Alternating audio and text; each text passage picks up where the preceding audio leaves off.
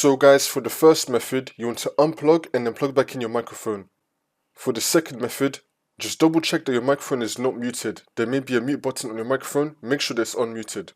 For the third method, you want to head up with search and type in sound settings. Click on it, and then once you're on this, you want to scroll down and then click on more sound settings.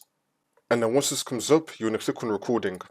Make sure that your microphone has been set as a default device. So you want to click on your microphone and then click on set defaults. And now the green tick will appear here, indicating that it's now a default device.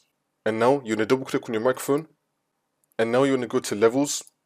Make sure that your microphone is not muted and that you have it turned up. And now we're going to go to the advanced tab. Make sure that you have this on the highest. Another thing you could also try is you can untick both of these right here and then click on apply. See if that works for you. If not, you could just tick these again and then click on apply again. And then click on OK.